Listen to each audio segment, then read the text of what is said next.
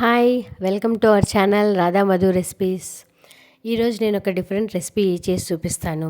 రెగ్యులర్గా కాకుండా ఇది కొంచెం వెరైటీగా ఉంటుంది. ముందుగా కావాల్సిన ఇంగ్రీడియంట్స్ చూద్దాం. ఆయిల్, పోపు దినుసులు, కరివేపాకు, ఎండుమిర్చి, ఒక పెద్ద ఉల్లిపాయ, ఒక టమాటా, ఒక గ్లాస్ కందిపప్పుని కుక్కర్లో ఉడికించుకొని ఇలా మెత్తగా రెడీ చేసి పెట్టుకోవాలి. ఇది మన రెసిపీలో సీక్రెట్ ఇంగ్రీడియంట్ ఆవకాయ. ఒక గ్లాస్ ఉడికించిన అన్నము. ఇక్కడ నేను సింగిల్ పాలిష్ బ్రౌన్ రైస్ తీసుకున్నాను. మీరు మీకు నచ్చిన రైస్తో మీరు ఈ రెసిపీని ట్రై చేసుకోవచ్చు.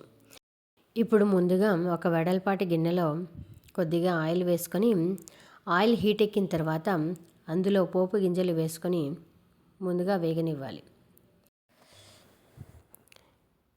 ఇప్పుడు అందులోనే 2 ఎండుమిర్చి వేసుకొని వాటిని వేయించుకోవాలి. అవి వేగిన తర్వాత అందులోనే కొద్దిగా కరివేపాకు కూడా వేసుకోవాలి.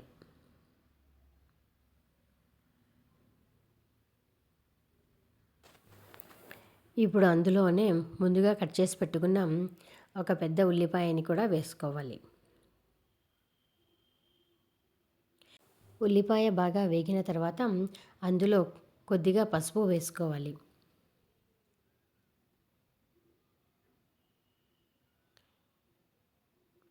ఇప్పుడు అందులోనే కట్ చేసి పెట్టుకున్న టమాటాను కూడా వేసుకొని టమాటా మెత్తపడేదాకా మగ్గించుకోవాలి.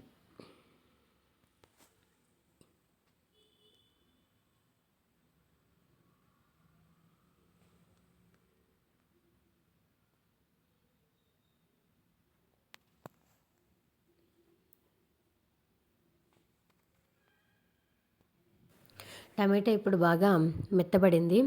ఇందులో ఇప్పుడు ముందుగానే ఉడికించి పెట్టుకున్న కందిపప్పుని దీనిలో వేసుకొని 2 నిమిషాల పాటు ఉడికించుకుందాం. ఆల్రెడీ ఉడికించిన కందిపప్పు కాబట్టి ఎక్కువసేపు ఉడికించాల్సిన అవసరం లేదు. కందిపప్పుని ఉడికించుకొని ఇలా నీళ్ళలాగా కన్సిస్టెన్సీ ఉండేలాగా చూసుకోవాలి. 2 నిమిషాల పాటు కలుపుకున్న తర్వాత ఇందులో మనము ఇంట్లోనే తయారు చేసుకున్న ఆవకాయని 2 స్పూన్లు కలుపుకోవాలి. మనం రెగ్యులర్గా చేసుకునే అన్నం పప్పు ఆవకాయలాగా కాకుండా ఇలా కొత్తగా ఆవకాయ కిచిడిని మీరు ఒకసారి ట్రై చేసి చూడండి. ఇప్పుడు 2 స్పూన్ల ఆవకాయ ఇందులో వేసుకున్నాను. వేసుకున్న తర్వాత దీన్ని బాగా కలుపుకోవాలి.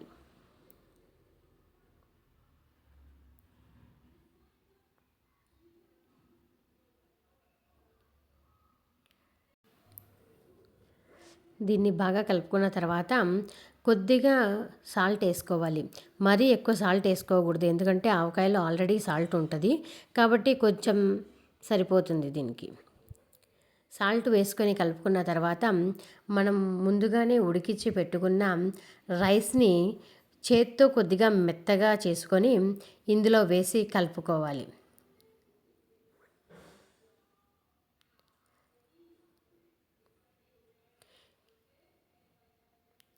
ఇందులో వేసిన తర్వాత చూడండి, కన్సిస్టెన్సీ ఇలా ఉండాలి. ఒకవేళ గట్టిగా ఉన్నట్లయితే ఇంకొద్దిగా నీళ్లు పోసుకొని కలుపుకొని ఉడికించుకోవాలి. ఎందుకంటే ఉడికే కొద్దీ రెసిపీ గట్టి పడే ఛాన్స్ ఉంది. ఆరిన తర్వాత కూడా గట్టి పడుతుంది. అందుకే కన్సిస్టెన్సీ కొంచెం లూజ్గానే చూసుకోండి. ఉడికే కొద్దీ దగ్గర పడుతుంది. 5 నిమిషాల పాటు ఉడికించుకున్న తర్వాత ఒకసారి మూత తీసి అడుగంటకుండా ఒకసారి కలుపుకోవాలి.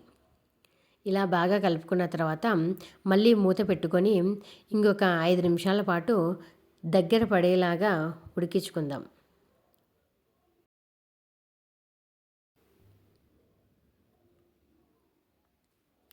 పది నిమిషాల పాటు ఉడికిన తర్వాత ఒకసారి మూత తీసి బాగా కలుపుకొని స్టవ్ ఆఫ్ చేసుకొని సర్వ్ చేసుకోవడమే. అంతే అండి, చాలా సింపుల్ అయిన రెసిపీ. మీరు ఒకసారి ట్రై చేసి చూడండి. రోజు తినే వంటలు మనకి బోర్ కొట్టినప్పుడు ఇలా కొత్తగా డిఫరెంట్గా ట్రై చేసి చూడండి. మీకు నచ్చినట్లయితే like, share and subscribe to our channel Radha Madhu recipes. Thank you for watching.